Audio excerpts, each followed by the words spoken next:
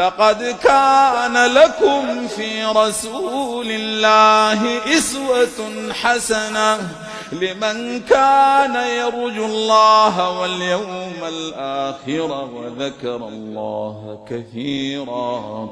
ولما رأى المؤمنون الأحزاب قالوا هذا ما وعدنا الله ورسوله وصدق الله ورسوله وما زادهم إلا إيمانا وتسليما.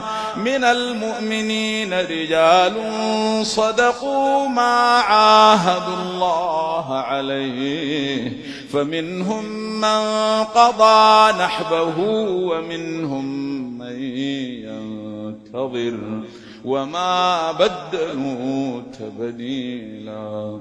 ليجزي الله الصادقين بصدقهم ويعذب المنافقين إن شاء أو يتوب عليهم إن الله كان غفورا رحيما.